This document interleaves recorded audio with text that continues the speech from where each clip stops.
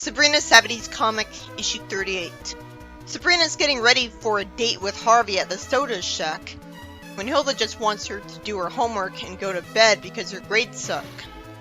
So it takes her grade sucking for her to decide to put her foot down with her about Harvey. I'm surprised Hilda even cares about how well her grades are. Sabrina thinks she's wasting her youth burying her nose in textbooks. She then relaxes because, as a witch, her youth can last for centuries. She conjures up a dummy double of herself to sit and look like she's studying while she dates Harvey. Let me guess. This will somehow backfire so that the writer can have a story about that instead of it going well and the plot being about some other problems. Come on, if you use a twist too much, it stops working as one. Sabrina reveals that the double is just a shell with no mind. A lot of witches would use that to get out of work. Let me guess. Hilda will go check on her for absolutely no reason because Diabolus Ex Machina. It's smart of her to not want the double of her to take over her life. I say that because I assume she made the double like this on purpose. But she could have at least had the double programmed to say 2 sentences to look somewhat convincing. It'd have to be a group spell by the Witches' Coven. Sabrina hopes she can get out of the house without being seen, and she walks out of it instead of simply teleporting out of it. She calls Harvey her love, and for no reason, Hilda checks on Sabrina. Fortunately, she leaves the room after that, and Ambrose doesn't mind his own business, and arbitrarily tells Hilda that he just saw Sabrina downtown. Why was he downtown? What's his job? Where was he when he left the house? That's bullshit. She calls Sabrina a little imp for disobeying her, as Ambrose is just amused. So, I guess he only told her that Sabrina was downtown because he didn't know Sabrina was supposed to be studying. Harvey tells Sabrina she's lively and intelligent. I'm so glad this comic barely ever calls this person intelligent. The story ends with Hilda switching the dummy and Sabrina instead of minding her own business. And Harvey thinks that it was because of something he's done. This never would have happened if Sabrina had brainwashed Hilda to change her mind about insisting on her doing her homework instead of dating Harvey. But while she's fine with casting love spells, that would cross the line. Of course, she could also cast a spell to freeze Hilda in time anytime she's bothering her. That's something you'd think she would do a lot of times in the show. In the next story, Sabrina sees Harvey mad at someone who made a fool out of him. He was tricked into buying 5 engravings of a former president. Somehow, when they seem to have no value. And Sabrina already knows that he gave Harvey 5 $1 bills with Washington on them. Sabrina says that's an old gag. I've never heard of it. I'm not American though. But the things he bought seemed useless anyways, so I wouldn't have bought them. Why did he? Sabrina recognizes Bert Badger because she was conned as well, I guess. Why is his last name Badger when he's not a badger? But there's weirder last names out there.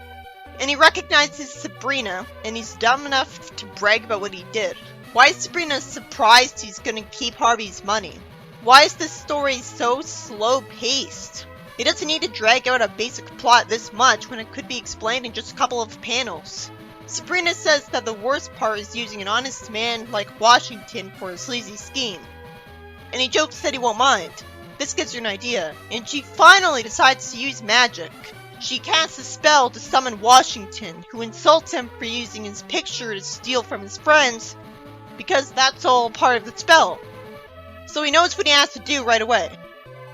It helps that his text bubble is yellow, so Bert panics and gives the money back to Harvey and wants to go see a doctor. It would have been much faster if Sabrina to just freeze Bert in time and take the money back, but this was more satisfying, so I understand. And it's good to have a plot about this, so that nobody reading this would be fooled by that scam.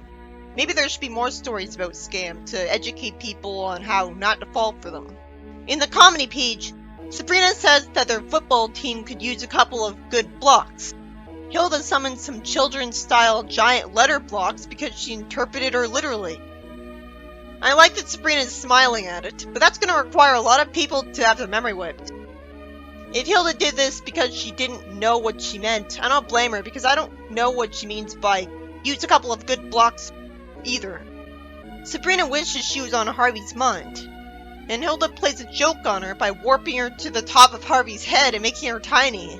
In the next comedy page, Someone hopes his blind date for tonight will have terrific limbs, and the story ends with Sabrina using magic and making his date look ridiculous with long tree limbs growing out of her head. A punishment for him being shallow. Then Sabrina tells Hilda that she figured out how to keep boys from peeking at her diary. First off, she already figured it out. I guess this takes place before that off panel. And it's dumb of her to have a diary anyways. She puts a curse on anyone who'd read it. And we see Hilda as a frog. Why didn't Sabrina put any kind of curse on her diary in the 90s comic instead of Salem reading it? I mean, usually 90s comic Sabrina is way smarter than 70s Sabrina. In the next comedy page, a guy points out that Sabrina repaired his car and did a great job. Probably with magic. But when there's a full moon, the car flies. So it was magic.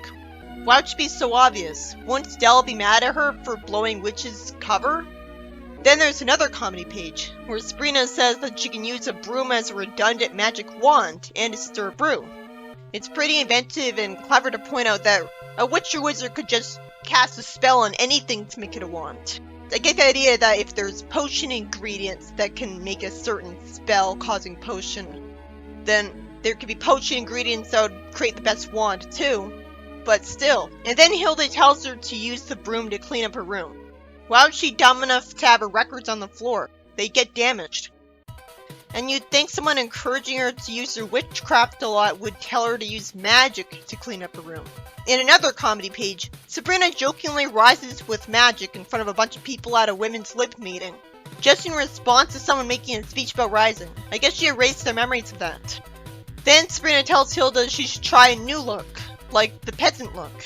I guess she means relatively new, because Hilda made that style popular 300 years ago. Well, I'd rather have a bunch of comedy pages than an overly dragged out basic real story, because those are less boring. In the next story, Hilda's neighbor brings a petition to her that's important to everyone on the block, and asks for Hilda to be the first to sign. The petition's trying to get rid of a family of strange people, and Hilda stupidly signs it instead of paranoidly assuming that she's talking about the family of witches because she's got something to hide, and has been hiding it for centuries. This would have been a comedy page, not an entire story. She would have read it before signing it. Oh, she's actually dumb enough to tell her that she means Hilda's family. And because of forced drama, Hilda doesn't act in character and just use magic on her after that. She would have turned into a frog, or at least yelled at her, not let her walk away. It seems like Hilda's only acting in a short temper half of the time. It seems to depend on the writer how much of a temper she has. Sometimes she's surprisingly nice and laid back, and sometimes she's as angry as I'd expect. She also would have zapped away her petition. Why did it take so long for something like this to happen? I wonder if Hilda wants to move just because her feelings were hurt. But the Hilda I know would get mad and use magic, not immediately give up and take it too seriously. Sabrina actually lampshades this, and asks why she didn't turn into a chihuahua. Hilda hypocritically asks Sabrina if she thinks she's crazy when she turns people into animals all the time, probably more than Enchantra. She says that's not nice to fool Mother Nature, and she says that she heard some women on the block call her that. And she reveals that Mother Nature's power is stronger than theirs, when she would like to turn her into a chihuahua. So she's being too literal-minded. Sabrina goes to talk to Mr. Benson, who doesn't want her to do funny tricks. Wouldn't his memories of her supernatural events have been erased? If that wasn't the case with everyone eventually, everyone would know she's a witch by now. I guess they don't get erased if someone assumes that she did a magic trick like a magician. It's easier for the workload for the spy witches. She asks the mailman about the people who live next door to her. He confidently says that he knows everything about everybody. Really? Just because he walks up to a house and drops off mail without talking to them? I guess he had time to chat with a few people. So Sabrina tells Hilda that her name is not literally spelled nature and she's a mother. So the story ends with Ambrose saying that there's a chihuahua running up and down the street carrying a petition with Hilda's name on it. Why didn't she destroy the petition too? And why didn't we see that chihuahua?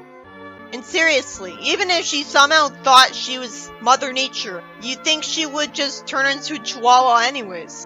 What could she do about it? Although the idea of a chihuahua running around with a petition in its mouth is kind of amusing. The first story is about Hilda not letting Sabrina have a date with Harvey because her grades suck and she needs to do her homework.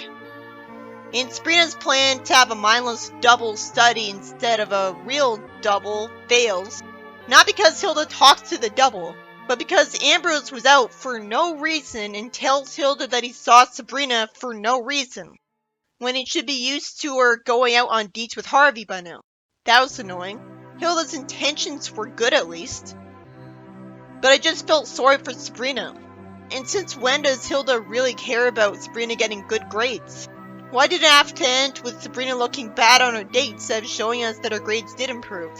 In the next story, which is boringly slow-paced for how basic the plot was, Sabrina confronts someone who somehow conned Harvey into buying useless junk by summoning Washington himself to guilt him into giving back Harvey's dollars.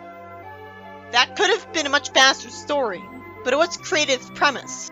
The final story is about a neighbor making a petition to kick out Sabrina's family for being strange, making me wonder what took so long and why the spy witch just didn't erase their memories of those strange events, or at least Sabrina herself.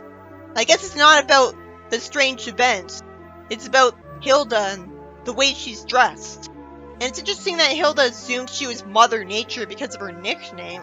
So that's why there was a whole story about this instead of just turning her into an animal right away. But she would have done that anyways.